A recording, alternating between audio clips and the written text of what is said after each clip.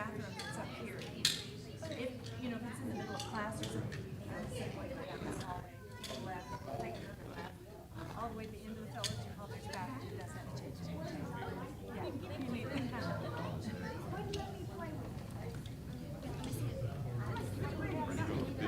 Down here or something. Yeah, down here.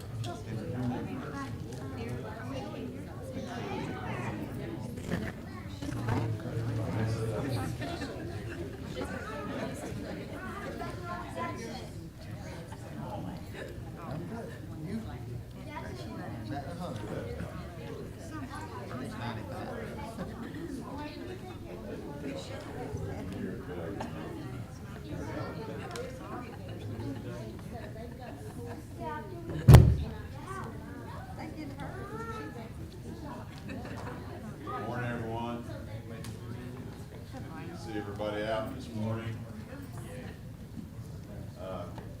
We have Andrew Boyle here with us this morning. He's going to be our guest speaker both for class and later on for our worship service and time. We have his wife with us as well, Miss Haley, and their baby, 1 month old, I believe. Anyway, I'm going to turn it over to Brother Andrew, and he'll conduct class for us.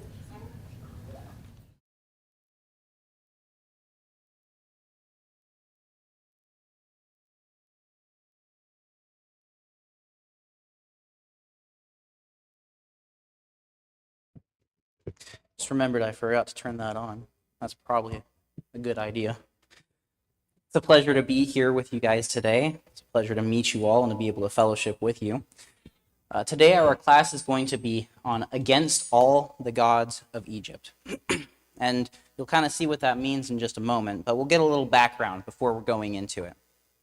The descendants of Abraham, the patriarch, moved to Egypt during the time of Joseph in Genesis 46, 8 through 27.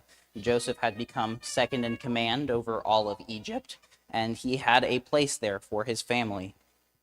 Some 70 souls moved to Egypt, and while in Egypt, they became a nation. They grew and they grew. But when the time of the promise drew near, which God had sworn to Abraham, the people grew and multiplied in Egypt until another king arose who did not know Joseph. This man dealt treacherously with our people and oppressed our forefathers, making them expose their babies so that they might not live. Acts 7:17 during Stephen's sermon. That was his recounting of the story. The people then being oppressed by a Pharaoh who knew not Joseph, who did not know the previous ruler, who did not know about these people and who they were related to, simply saw a people multiplying into a nation in his kingdom and decided these people need to be stopped. We cannot have an entire nation within our own nation. And thus he began oppressing them, making them slaves. And then the people cried out to the God of their forefathers, Exodus 2, 23 through 25. And God raised up Moses to set his people free. God spoke to Moses through the burning bush. Exodus 3, 19 through 20. But I am sure that the king of Egypt will not let you go. So I will stretch out my hand and strike Egypt with all my wonders, which I will do in its midst. And after that, he will let you go. So the Lord spoke to Moses, and he said, I am going to send you to Pharaoh, and you are going to stretch out your hand over there, and I'm going to send wonders upon Egypt, so that Pharaoh will let you go. God is sending Moses. He's sending Moses to ask Pharaoh to let his people go, but he knows Pharaoh is going to say no. It was through these series of plagues that Pharaoh's heart was stubbornly hardened, but God intended to teach a lesson to Egypt. Egypt was a polytheistic society. They worshipped over 80 gods. One commentator said, for beneath and above everything in Egypt was religion.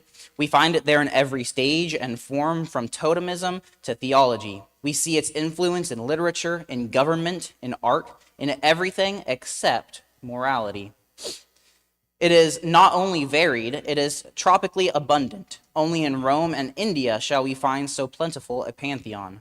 We cannot understand the Egyptian or the man until we study his gods. The Egyptians considered sacred the lion, the ox, the ram, the wolf, the dog, the cat, the ibis, the vulture, the falcon, the hippopotamus, an abundance of other animals, frogs, scarabs, locusts, as well as their anthropomorphic gods, those human-looking gods with animal heads. They had many rituals. Even Pharaoh himself was considered to the Egyptians a god. He was often called the perfect god or the great god. He was always the son of Amun-Ra, of divine birth in their mind. But God was going to reveal himself to Egypt. See, he told Moses, they are not going to let my people go just because you ask. So I am going to do wonders. I'm going to show them exactly who I am. Exodus 7:4 says, "But Pharaoh will not hearken unto you, and I will lay my hand upon Egypt and bring forth my hosts, my people, the children of Israel, out of the land of Egypt by great judgments." He told Moses that Pharaoh was not going to heed him, and he was going to bring judgment. And here is where our lesson comes from. Exodus 12 and verse 12 says, "For I will go through the land of Egypt in that night, and I will smite all the firstborn in the land of Egypt, both man and beast, and against all the gods of Egypt I will execute judgments. I am Jehovah." Every one of the plagues against Egypt was a direct insult to the gods of Egypt. In all likelihood, the first 9 plagues were similar plagues that have stricken the dawn of Egypt from the beginning of time, with some differences. But these plagues were not going to just be natural disasters. These plagues were going to be multiplied 100-fold. These plagues were the power of God, and God was going to show them exactly who he was. He says throughout Exodus that they may know that I am the Lord. He said, when you ask Pharaoh to set my people free, he's not going to do it. But I am going to show the people of Israel and the people of Egypt that I am God. So moving right into the text, starting in Exodus chapter 7, 14 through 25, we see the first plague. Blood to water. The Nile was the heartbeat of Egypt. All trade, commerce, and crops depended upon the Nile. Then the Nile was turned to blood. Now, some would like to claim that this was not literal blood. You may hear out there, some will say that there was red minerals that was brought down by the stream that year that had turned the water red. And that was what it was. And so it was unfit for drinking because it was filled with minerals and it was red. But I would argue that when the Lord tells you that he turns the water to blood, he turns it to blood. And it was not just the water that was in the river, the Nile itself. Reading from starting in verse 14, Jehovah said unto Moses, Pharaoh's heart is stubborn. He refuses to let the people go. Go thee unto Pharaoh in the morning. Lo, he goeth out unto the water. And though thou shalt stand by the river's brink to meet him, and the rod which was turned to a serpent shalt thou take in thy hand, and thou shalt say unto him, Jehovah, the God of the Hebrews, hath sent me unto thee, saying, Let my people go, that they may serve me in the wilderness. And behold, hitherto thou hast not hearkened. Thus saith Jehovah, in this thou shalt know that I am Jehovah. Behold, I will smite with the rod that is in my hand upon the waters which are in the river. They shall be turned to blood. And the fish that are in the river shall die, and the river shall become foul, and the Egyptians shall loathe to drink from the river. But get this. And Jehovah said unto Moses, Say unto Aaron, Take thy rod, and stretch out thy hand over the waters of Egypt, over the rivers, over their streams, and over their pools, and over all their ponds of water, that they may become blood. And there shall be blood throughout all the land of Egypt, both in vessels of wood and in vessels of stone. See, when God turned the water of the Nile into blood, he did not just turn the water that was currently in the Nile into blood. He turned all of their water into blood. Now, if this was easily explained away by minerals being washed down the river, then how did the water that was in the stone pots turn to blood? How did the water that was in the wood vessels turn to blood? When God says that he will do something, he will do it. But now this plague specifically was an affront to many of the Egyptian gods. Being the heartbeat of Egypt, being the thing that brought life throughout Egypt, there were many gods associated with it. There was Khnum, the guardian of the Nile. There was Hapi, the spirit of the Nile, the god who was in charge of the annual flooding of the Nile as well. There was Osiris, the god of the underworld. The Nile was believed to be his bloodstream. So ironic that his bloodstream in their mythology then turned to literal blood, and what had once brought life could not any longer. There was Taret, the hippopotamus goddess of the river, and there was Nu, the god of life in the Nile. Once again, this plague was an affront to all these gods. The god of life in the Nile, and yet all life in the Nile dies. The god whose the bloodstream is the Nile, and when it turns to literal blood, then it brings only death. It was appropriate that the first plague should be directed at the Nile River itself, the very lifeline of Egypt. And many of the greatest gods of Egypt were the gods of the Nile. In this first plague, God showed them the very thing that you see that gives you life, I control. That is where I have power, not any of your gods. But then the second plague, Exodus chapter 8, 1 through 15. This one specifically targets a god, the goddess Hecht, who was the wife of the creator of the world and the goddess of birth. Now this is interesting. The presence of frogs, was not unusual. When the Nile would flood every year, it would bring forth many frogs, the newborns that would hatch and then grow. But what is interesting is how many frogs there were. There were frogs in the bedchambers. There were frogs in your kitchens. There were frogs in the house of thy servant and upon thy people, and in thine ovens and in thy kneading troughs. And the frogs shall come up both upon thee and upon thy people and upon all thy servants. Imagine going everywhere and not being able to see anything but frogs. Have you ever had, after a hard rain, a lot of frogs that pop up around here, and you're driving down the road and they're just covering the road and you can just hear them all over the road and you're trying to avoid them, but you can't really. There's just so many of them. Think of that, but 100 times. You go to your bed and there are frogs everywhere. You open up your kitchen and there are frogs everywhere. No matter where you go, there are frogs. But how was this an affront specifically to the goddess Hecht? Her symbol was that of a frog. It was her theophany. It was her image here on earth. Now, this is interesting because in Egyptian law, you were not allowed to kill a frog. The death of a frog was punishable by death because this was seen to be the very image of your goddess.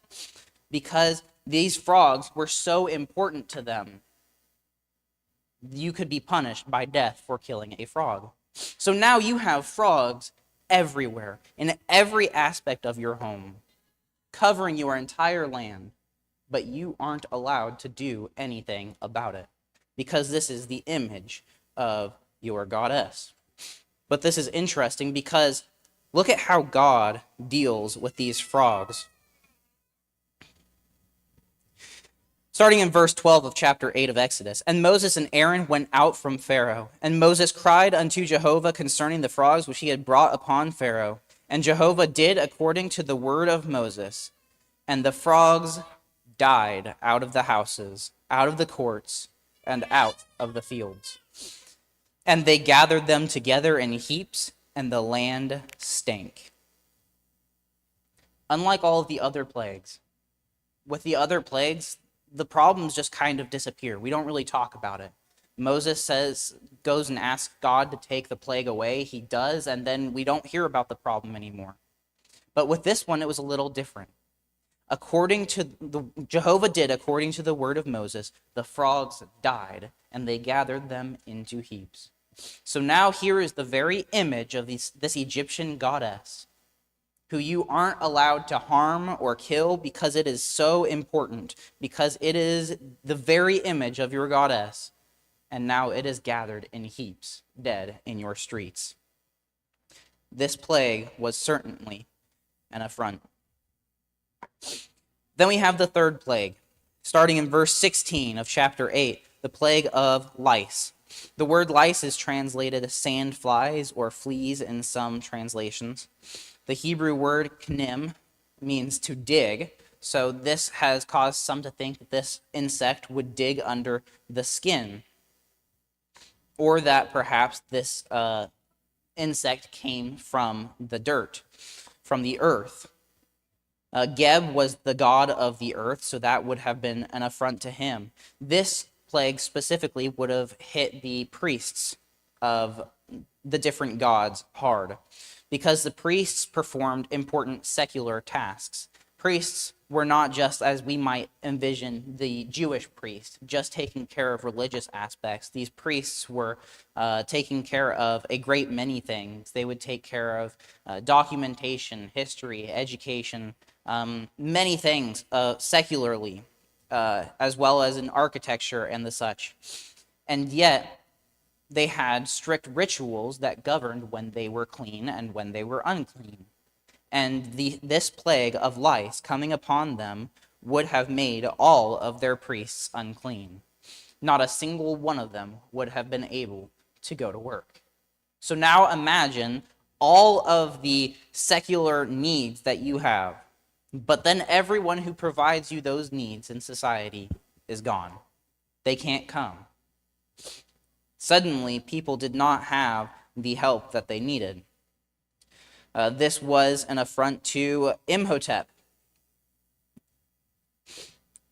whose gods were specifically meant to be to bathe in cold water twice a day and twice a night, and to observe innumerable other ceremonies in order to remain clean, and yet they were unable to. But then we move on to the fourth plague, starting in verse 20. The word here is just translated swarms. It is often thought to be flies. That is often added by translators, but this could be a swarm of just about anything. Specifically, Amun-Ra, the creator and king of the gods of Egypt, had the head of a beetle, and so many believe that this was actually a scarab. Egyptians pictured the scarab as pushing the sun across the sky, and this would have been extremely dangerous, because scarabs are far worse than termites even. Scarabs eat through wood. So if there was a swarm of scarabs sawing through wood, this would have destroyed homes, would have destroyed livelihoods.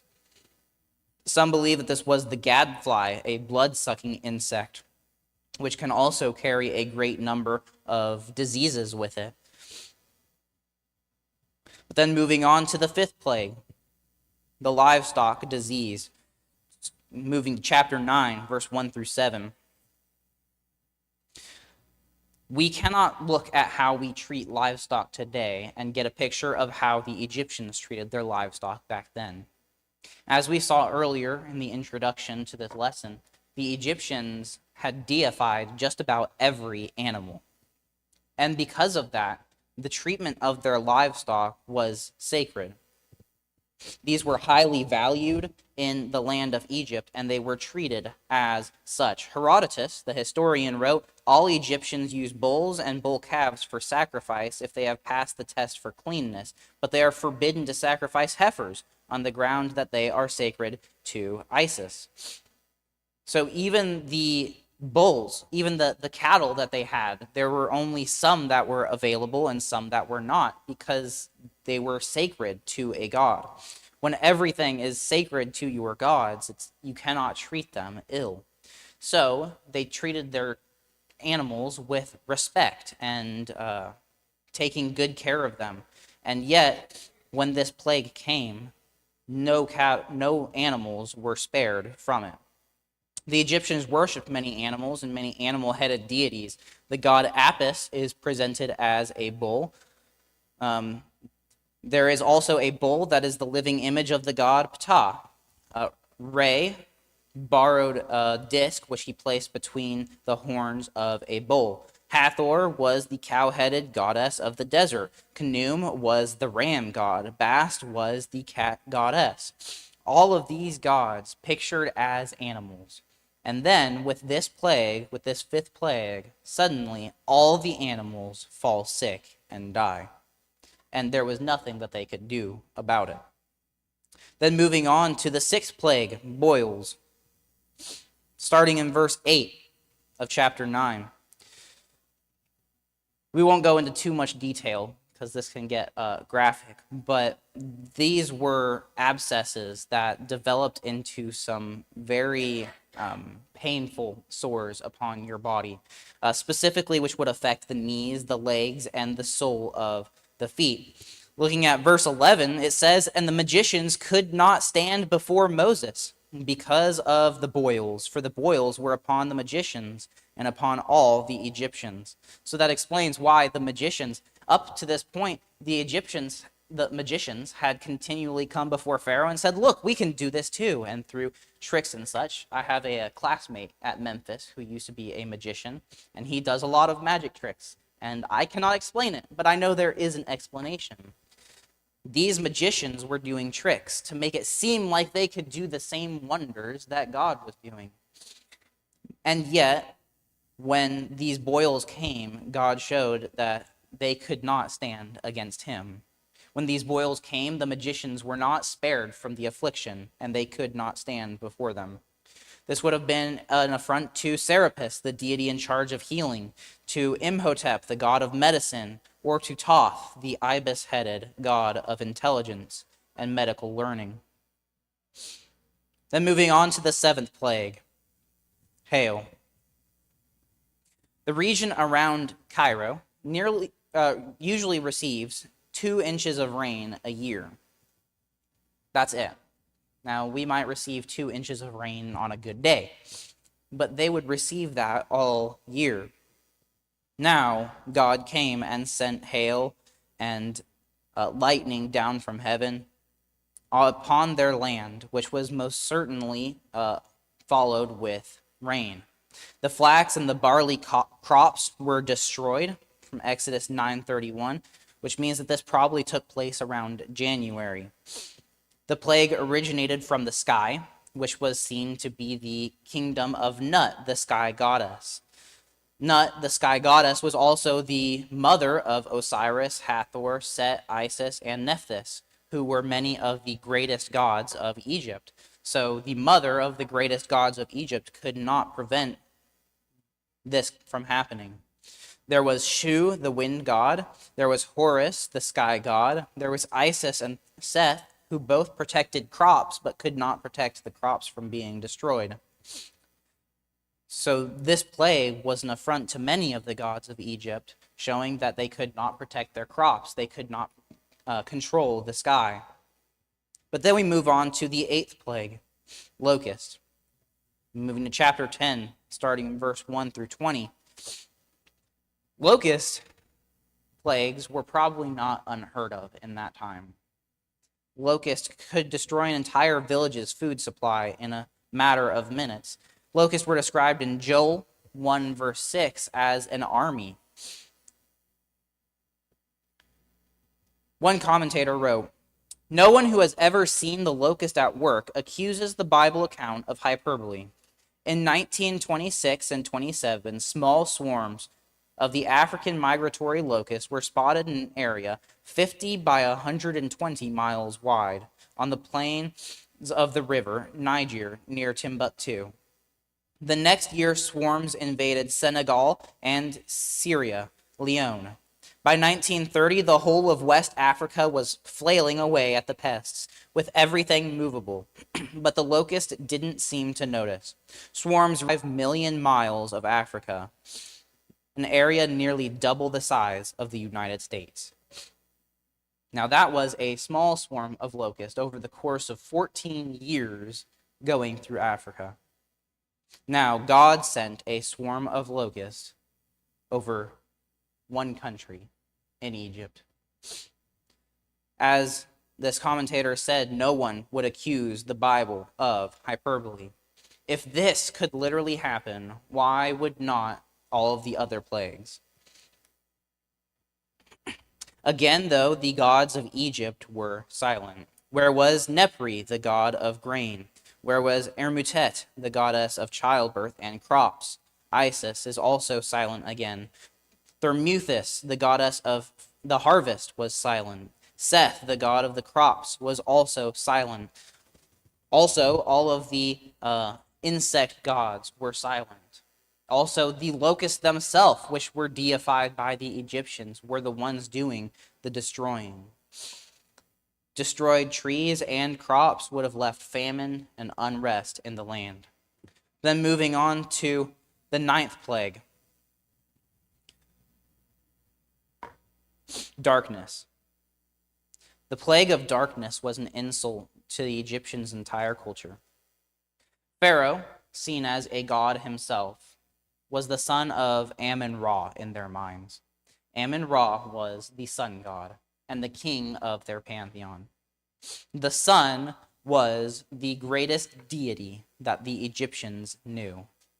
And in this 9th plague, in darkness, their entire religion and culture was insulted.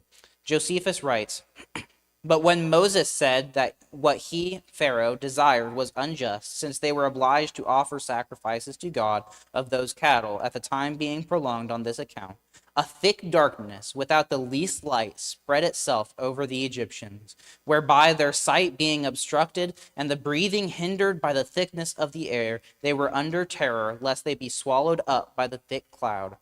This darkness, after 3 days and as many nights, dissipated." Now, I wouldn't take Josephus' writings as scripture, but it paints a vivid picture. Darkness falls across the land. Now, some, once again, would like to say, well, it was an eclipse. There is a perfectly reasonable explanation for this. But what eclipse do you know of that would last multiple days? What eclipse do you know of so that they cannot see their hand in front of their faces? What eclipse do you know of that would make it the air thick and hard to breathe? So we see their sun god being insulted. We see Horus, the god of light, being insulted. Ptah, the chief god of Memphis, and the one who created the moon, the sun, and the earth, would have been insulted. Atum, the god worshipped at the Heliopolis, would have been insulted. Tem, the god of the sunset. Shu, the god of sunlight and air. And Khonshu, the god of the moon. But then moving on to the final plague, the death of the firstborn. The firstborn was not only an heir of a double portion of his father's inheritance, but represented special qualities of life. The law of primogeniture decreed that the major portion of a family estate would be inherited by the firstborn son when the father died. The death of a firstborn son would cripple a family, legally and financially. This 10th plague was potentially more devastating than all of the other plagues put together. This one, they weren't going to recover from. This plague was also very selective. It destroyed only the Egyptians' firstborn males, whether human or animals. The Israelites, their entire population, was not affected. Pharaoh, being one of their gods, could not save his own son. So how is he going to save his people? Meskenet, the goddess who presided at the birth of children, was not there. Hathor, one of the 7 deities who attended the birth of children, was not there. Min, the goddess or the god of procreation, was not there. Isis, the god of fertility, was not there. Selket, the guardian of life, was not there. Renutet, the cobra goddess and guardian of Pharaoh, was not there. In all these plagues, not a single one of Egypt's gods had come to their aid. God was proving a point here. He was showing that he is the Lord and him alone. These other gods are nothing before him. The story of the plagues is summarized in Psalm 78, 44 through 51, and 105, 28 through 36. After the plagues, Pharaoh released the children of Israel, and they came to Sinai. But before that, Pharaoh's heart was hardened one last time, and he came after them again. And he had the opportunity to see one last wonder before he died. He saw the Red Sea split, and he saw it crash down on him. And that illustrates a very important lesson. Even in all this, God had just proved that he is the one and only God. And yet, they did not believe. Pharaoh still chose to pursue the children of Israel. He still chose to cross that parted Red Sea, and he still paid the price for that. So these plagues brought against all the gods of Egypt proved exactly who was God. But as Abraham told the rich man in the story of the rich man and Lazarus, even if they should see a dead man rise from the grave, they would not believe. They have Moses and the prophets. There are some out there who are stubborn, who are hard-hearted, and who will not believe, no matter the wonders that are shown to them. But everyone deserves the opportunity to see. God could have stopped after plague number 1, but he didn't. He sent 10 plagues, and then he parted the Red Sea. At every opportunity, these people could see who God was. He gave them the chance.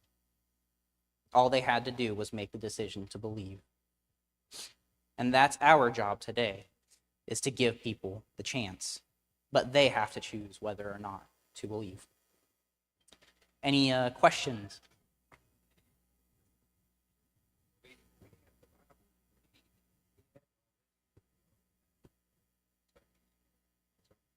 Yes, sir.